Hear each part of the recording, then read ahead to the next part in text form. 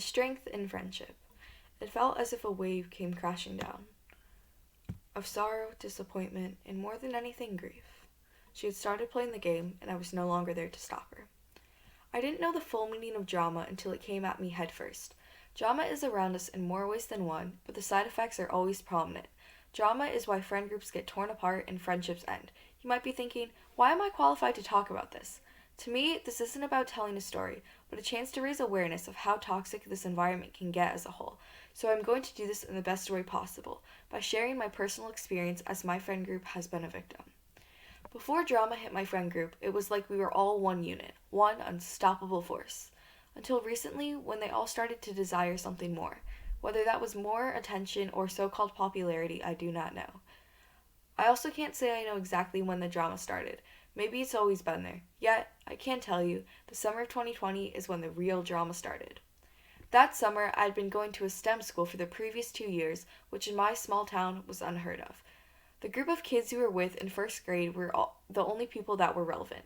In my hometown, most of the people had been there for generations and planned to stay there for many more. Due to this, I had made new friends outside of town and started to grow in my own way. I remember the day I started noticing the change in my friends.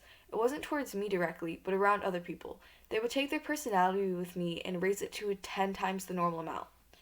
On this particular day, we had a Girl Scout meeting, and one of my friends, let's call her Amelia for privacy, came through the door with so much excitement I thought she was going to burst. Amelia was so excited I had to see what was going on. Turns out, she was excited over hitting 100 followers on TikTok. Now, normally I wouldn't think anything of it, as this was an accomplishment, and in my town, those types of things matter. How many followers you had was just another contributing factor to your status or popularity. This was unusual to me, as Amelia was one of the most rational and well-balanced people I knew, and it was highly uncommon for her to have this much energy. I can understand the appeal of hitting 100 followers, but I wouldn't go around flaunting it to everyone as she did, and many others before her have. I thought it was weird, but I hadn't seen this girl in over 3 months, and people change, so I decided I would ask her about it later. We had planned to hang out after that Girl Scout meeting, so I asked her then. As soon as we were in the car, she went back to the old Amelia I remembered, chill and laid back. The only way to describe what I had experienced was a light switch. 1 minute she was on, and the next she was off. When I had asked her about the question that had been on my mind since she came through the doors, she simply said this: I have no idea what you were talking about, stop being ridiculous. There were many ways one could take that sentence, but for me, I knew what it meant. It felt as if a wave came crashing down, of sorrow, disappointment, and more than anything, grief. She had started playing the game, and I was no longer there to stop her. Now you might be wondering what this game I'm talking about. It's a hierarchy in their school based on your social status. I hadn't considered something like this would exist until my best friend Ava, not real name, had mentioned it. Our so-called friends at the time had invented this extremely messed up system. The only reason Ava knew about this was because she was in that group for a while, but realized her mistake after they told her about it. She explained that there were 4 groups: the popular, the wannabe popular, the normals, and the averages. The popular was the group that most kids wanted to be. These were usually the ones that got good grades and are athletic. These people tend to have the most social media followers. The wannabe populars were the friends who followed the popular kids around. They were normally siblings of a person in the popular group or close friends with them. Apparently, everyone knows who is in this group. They just aren't part of the main group.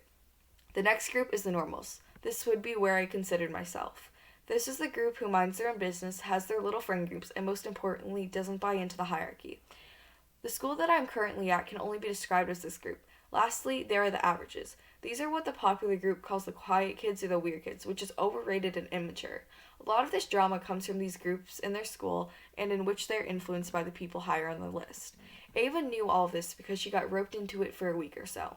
During this period, I knew she had to realize it for herself, so I took a step back and focused on myself. As soon as she found out about this hierarchy, she told me about it and said that being in that friend group was toxic anyway. Now Ava and I do our own thing away from all the drama and rating. Of course, it's hard sometimes seeing them all together, but we know it's for the best. I genuinely feel bad for the girls who came up with the school's hierarchy. However, one by one, they're slowly starting to realize how toxic that group has become as a result. I hope all of them realize that instead of acting like they have so many friends, they should make true friends who will be with them no matter what. After all of this, I can truly say I understand the meaning of drama. I realize now that friends aren't about numbers, but about strength. The strength in your friendship shows it will be with you through the good and bad, and when you make a dumb choice, they will be there to bring you back. That is all that truly matters with friends.